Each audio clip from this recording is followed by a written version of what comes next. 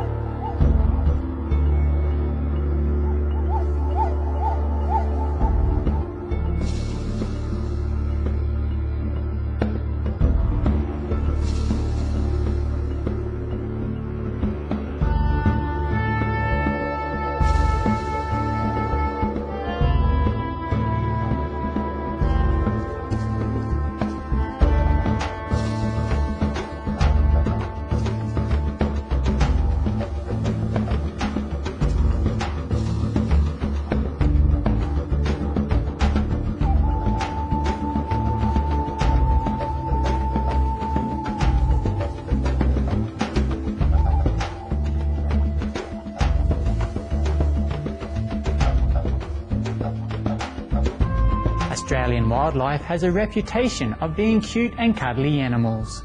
Some of these fascinating animals include kangaroos, koalas, possums, dingoes, and Tasmanian devils.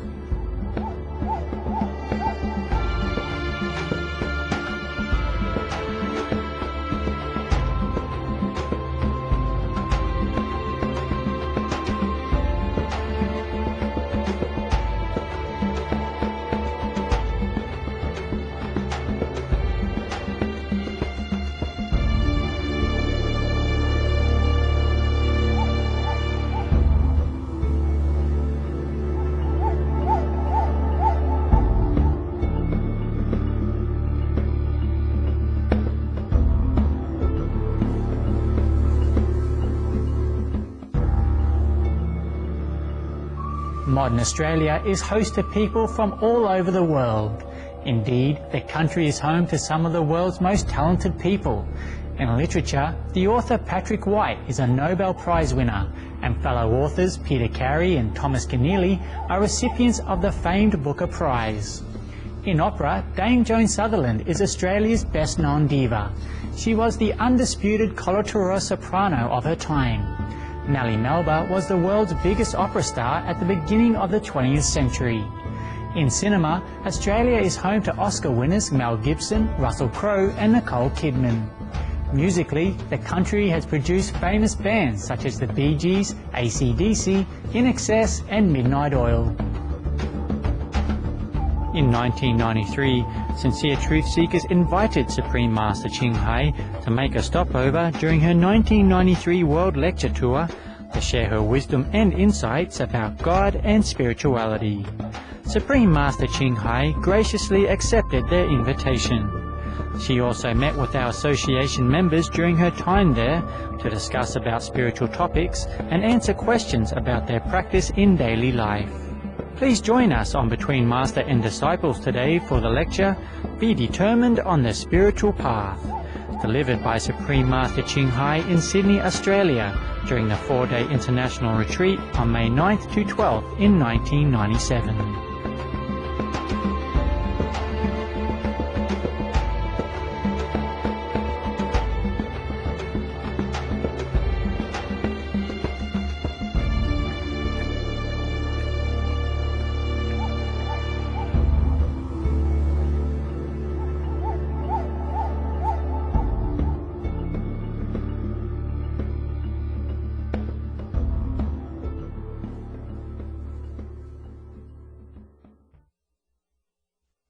I thought after initiation, if people break precepts, they might give a chance to correct their behaviors in the they future. do correct already before they can come here. So if they come, make sure that they have corrected already. It's just I think the responsible person, the contact person, they want to make sure that everybody else has a fair share of purity in this retreat. So you have to understand them. This just to keep reminding yourself any time, any given moment, to appreciate the chance that you have on retreat. Because people have to work hard for this. It's not for you to bring your butt here with all kind of negative influence and smear it on other people and throw dust around. Understand? So it's okay. Even if it's like that so harsh, I agree. It's alright. Even if it wasn't my instruction, it's okay. Yes. Whoever say, make this rule, is okay with me, I would not make you to do that. I didn't think. But if you can think for yourself, that's good. Why not? Why should you sit here and not feeling sure whether the neighbor is yesterday did something, and smear it on your elbow or not, when he elbow around you, or knee around you, Yeah. Why shouldn't you come here with the peace of mind that everyone sit around you is on the same level of determination, on the same level of purity and sincerity? Why shouldn't you have the right to demand this, right? If you don't want to demand that, this is your problem. Okay? You don't have to attend. If you don't agree with that, you don't have to attend. But bear in mind that everyone who comes here have to go through a lot of hardship and trouble and, obstruction in order to sit here. And they have to take off a week or so, some even more, and postpone all the business and loved one. Anything could happen when they come and sit here. They have the right to be sure that they're sitting with the pure one. Isn't that okay? Yes. Yeah.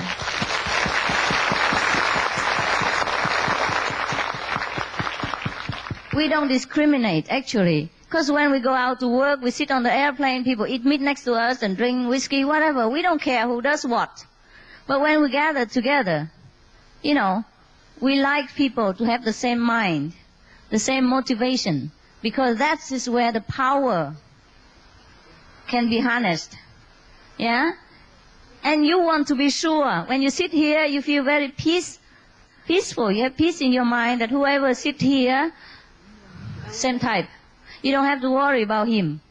You don't have to feel, uncomfortable sitting next to whoever that is. You feel sure. Okay? So everybody should earn this place. And if you don't like it, goodbye. All right? This is the thing that people sometimes complain to me. But I don't think there's nothing. I think nothing to complain about. No need to complain about things as it doesn't concern you. Right? If they want to go, they go. We have to make sure, to make determination, to follow the path. Otherwise you will fall anytime. You're walking up the mountain and you just stray around and you will fall and you will die. So if you're walking up already, you might just well walk straight and be determined, be strong, and hold on to whatever it is to walk on, right? Otherwise, you should stop at the foot of the mountain already. Don't endanger yourself and other people. I think there's no unreasonableness about this, okay? Because we are already very weak. We cannot discipline ourselves. So anytime anyone else has some idea that can help us to discipline, we should thank that person and not blame. Is that not true? Yes. Okay. It's not me who sit there. I just teach you the path. But you have to sit together. You have to decide what's good for you, for the whole. And you have to agree on it. And if you don't agree, then you have to discuss, the majority. You see what I mean? I am not a dictator to tell you, your center, what to do on your own behalf. This is this kind of detail, And locally, you have to adjust to yourself. And if it's correct and good, and doesn't harm you, then you should agree. And don't always argue back and forth about every detail when it's even good for you. This is what I call stubbornness.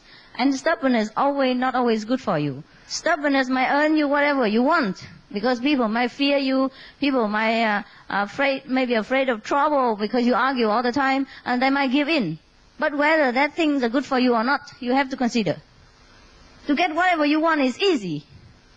But whether the things you want and the thing you get is good for you or not, then you have to consider. It's just for your own benefit. Kapish? Yes. I hate complaint, any type, any kind. I told you already, if you have something to complain, you should write on a big piece of newspaper or paper. Yeah? And then after you read it yourself, throw it in the dustbin. That's where it belongs.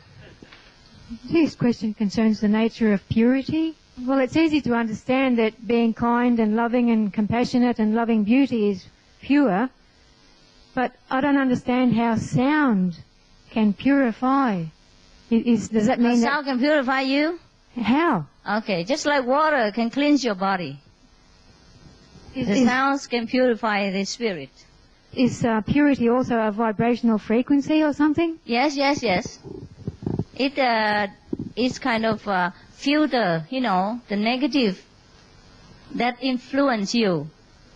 The negative influence that sometimes enter, your being, your magnetic field by contact with the world or the contaminated situation, or that you inherited, from the situation or environment or kind of past life left over, it will filter that out. Just like a filter, or water cleanse the body, okay? How? How does the water cleanse the body? It just does. When you pour water over your body and put a little soap, and then you rinse it with water, the dirt will go. Similarly, invisibly, our mind, are contaminated by bad thought, by negative thinking, and if you continue using the sound at the higher vibration, it will eliminate the lower vibration. Just like some electronic work and all that, this is metaphysical. But it does cleanse. That's why you become better and better. Doesn't matter how, as long as you're cleansed is fine. Okay? Because not everything we can explain with the worldly language. But as long as the result is there, it is like that. All right? How? That we have to know inside. Not the language. Okay? As long as it's cleansed, right? And we feel better and better, more and more pure every day, then it does the work. Then we know it does.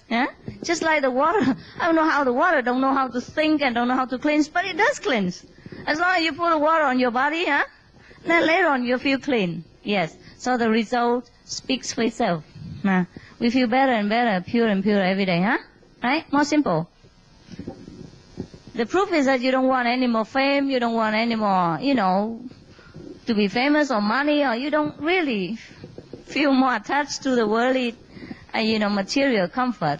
You do have it, and you do know how to take care of yourself, but it doesn't bind you like before.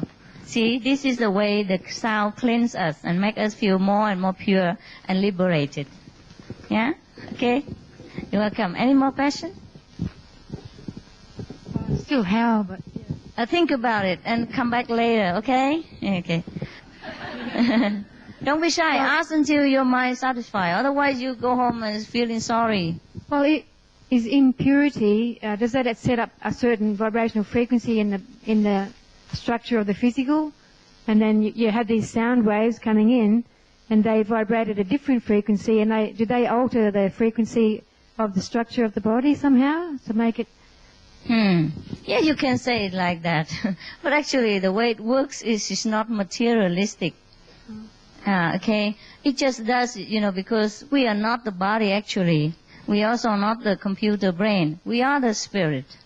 So if the sound with the higher frequency enter our being, or re-enter our being, or reopen to us, then we just elevate it, above all the contaminated situation.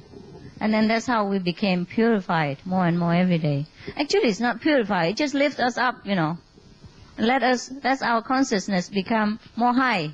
And then we don't think of the bad things or negative thought anymore. All the negativity cannot reach us anymore. Okay, Well, this is metaphysical. As long as it does cleanse. It's all right. Okay? Yeah. Maybe you can use scientific to prove it. But then still cannot say how. It just look that way, but it might not be that way. You see, because sometimes people try to explain too much, and it is not the way it really is. It's more invisible. It's more like metaphysical. So would continued meditation explain the answer just by the experience? Yeah. By the fruits. So you know the tree. Okay. If it yields apple, then no doubt it's an apple tree. Okay. Because we keep arguing, how? How can you say this is an apple tree? Because it bear apple. All right, honey? All right. Anything else? Yes. Of course, this is a little bit difficult, and I probably am not in the mood for metaphysical, philosophical kind of discussion. If tomorrow I can think of a better way to make you feel more comfortable with my answer, and I will do that. Okay? If I think a better one. Otherwise, just, I think, as long as it does the job. Doesn't matter what we name it. Yeah? Or how. Because sometimes we don't know how. Yeah, for example, even you say the radio, the station, broadcast some news, verbally. And then how the radio in our house just catch it. Exactly like he's speaking next to us. You can explain like, okay, the frequency there, and there's the same frequency here, and then so I catch each other. But that is not satisfactorily always to the mind, right? But as long as it cuts the frequency, and we can hear the news, that's all there is matter. All right? We can stay there and then research and make a lot of trouble and go through lifelong research to know how. But it's not that necessary. Okay? All right? Just waste time. Okay. Who else? Yeah. Master, can you tell me how to fight the Maya temptation? Because of the inside of you want to go up to a high level, but the more you try that, the more they try to tempt you, and if you're not strong enough, they pull you down. Yes. What kind of temptation are you having problem right now? All sort of worldly temptation. Like what? You want to be president of the United States? Because, that's difficult. Anything else? Because when you go to work every day and you're facing the world every day and you're facing all sorts of worldly temptation, and if like you're not, woman? Just make it direct. I can't understand that's one what. thing. Huh? That's one thing. One thing. And what's another thing? It's two details. I just cannot just say the most important, the most difficult. The woman or money? Both are bad for you. Okay, tell me what, then I can help you. You can't just say like this, and I will tell you, forget all the temptations, which is difficult. Woman, money, materials, those things. Okay. Woman is easy. Okay, get a girlfriend. Yeah? No, I have a wife already. Then what's the problem? Then you should not have any more problem. Okay? Should not seek any more girlfriend. Don't look at other women. Don't look. Just don't look. If you want to stay out of trouble, don't look. If you want to stay in the trouble, look. Okay? Have your choice. Yes. When there are so many beautiful things around, not only women, but art, object, or anything, we just like to look. Yeah? And then when we see other people have it, we probably want to have. But then we have to tell our mind whether it's good for us, whether we need it or not. We have gone without it for so long. We're still going to continue to go without it. It's no problem. Nah? Whatever you can afford and within your moral standard, you acquire. If you cannot acquire it, then you have to know, just finished. Yeah, forget it. All right? The money you are earning anyhow, enough to live. Okay? And sometimes the mind wander around, want this, want that. You just tell him, cannot. Okay? Continue your work, continue your meditation. We can never have enough. If you continue to want this, you will have that. And want that, you have this. Always the same. In my previous lifetime, I had an attendant. He always had difficulty in being happy. And then he tell me, if you take me there, I'll be happy. Okay, I took him there. And he's not happy. And I said, oh, maybe the other side, better, let's go there. Okay, I took him there too. He's also miserable. And I said, oh, now I know. I go over there. I'll be better. And then we all went there, and nothing happened. Because he's not satisfied within his heart. He has to know what bothers him. It's not the material or the new surrounding that will make him happy. He has to be happy first. Okay, and wherever he goes, of course, in some place we are more happy because we probably have a home, or more or less more at home and speak the language. Maybe we are a little bit more happy than the other place. But the environment cannot affect us to a certain extent that it makes us so miserable. You understand what I mean? We might be less happy or more happy, but not miserable in a different situation. So that is no good. And they keep wanting all the time. Never be happy. So the same with our mind. If we keep listening to it and want this, want that, won't be happy, okay? Just forget it. Believe me. Whatever you can get it, okay? You cannot forget it.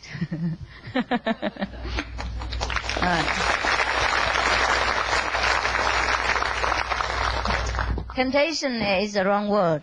Temptation is the wrong word. Yeah? A desire for something. Okay? And if you cannot get, then just forget it. Huh? Every time your desire comes and you know it's not proper, pray to the inner master and go on with your job. And if a woman tempts you, don't look at her. Don't talk to her. And when you talk to her, look on the floor. Yeah, look on her wisdom eye, look on the forehead, you know? If you worry that people think you're not honest, we don't look at them. And just look at her forehead, look at her hairline.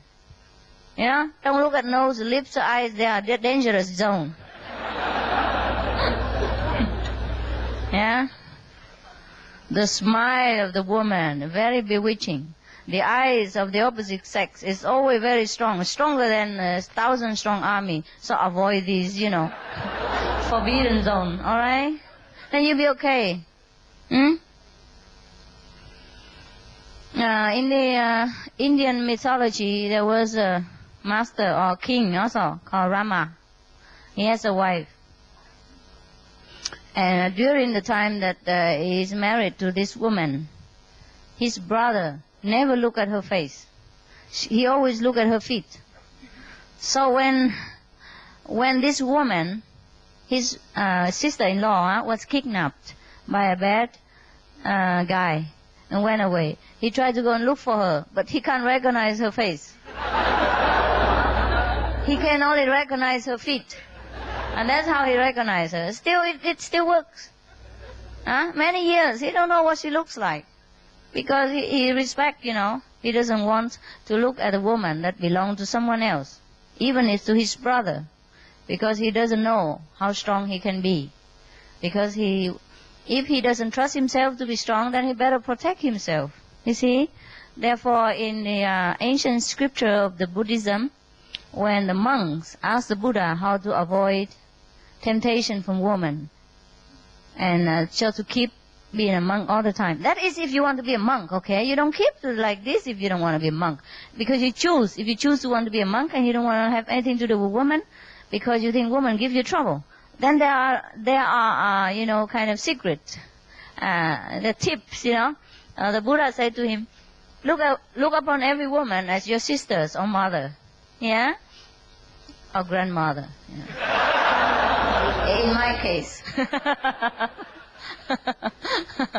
Yeah. And he said, even if a woman over 70 years old and sick, and so skinny and very sick, very in danger, and laying hopelessly on the floor near death, you still don't look at her. Don't go near.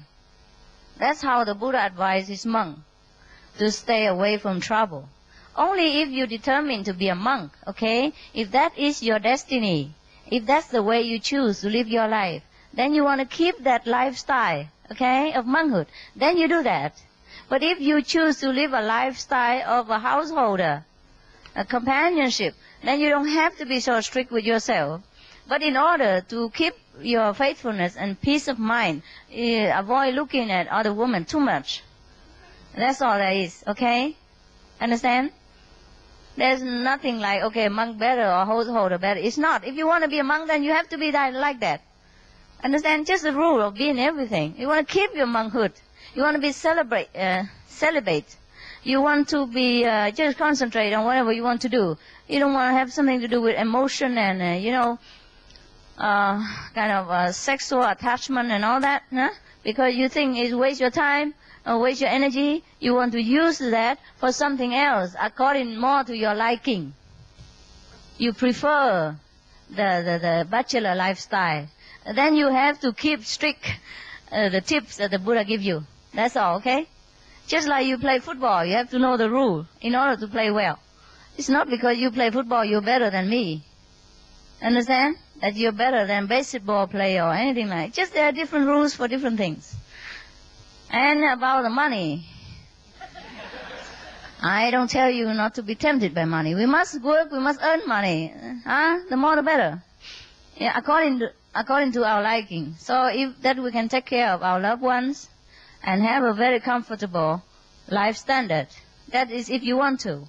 But if you choose to live simple, with very minimum necessity, then don't work too hard. But if you feel like life should be more, uplifted, more abundant, then you work harder, earn more money. It's not temptation. Earn it. Earn what you want. Buy what you want. And the rest, left over, you can give to charity if you don't need so much. Money is always useful, even though it's a source of evil. But if you use it, it can be good. The way we use is very good. If I don't have money, you won't sit here right now. I can't go. I don't have airplane tickets. Yeah. For example, then we can give to charity around the world. Some people benefit from some of your money. That's be fine. It's not temptation. Okay? It's the way that people live in this world, so we have to go along with it. First, suppose your master is very poor and wearing rag clothes. They let me on the airplane? No, they won't. Maybe couldn't go through the custom.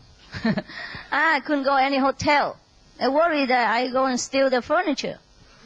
Yeah, any hotel they have furniture, They have TV sometimes, they have telephone, they have fax machine, all kind of valuable items. And if you don't show your credit card, they don't even let you in sometimes. Sometimes just cash is not enough. You have to prove your identification. Credit cards are best because it gives you credit of who you are. You see what I mean? So I can't go without money. Of course I can. Then I have to rely on you. Everywhere I go, I have to call you. You have to write letters. Say, this person, I will guarantee all the expenses in Australia. She stay in my house. I pay everything. And my bank has so much and much money inside. I can guarantee her. You know what I mean? That's so much trouble for you. And then you have to buy me an airplane ticket. Pay my hotel bill and all that. You can do that. But then why? Why should you do it when I can? That's all, okay? You could, but I don't want. I don't need. I'm capable. Even I think, okay, thank you.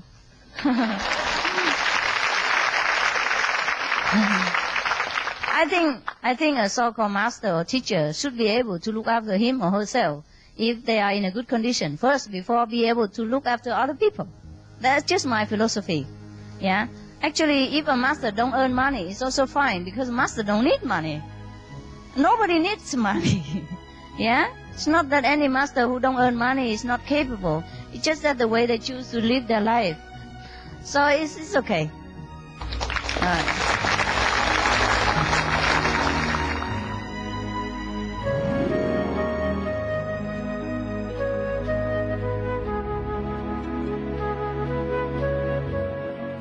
Thank you for joining us today on Between Master and Disciples. Please tune in tomorrow for Part 3 of Be Determined on the Spiritual Path.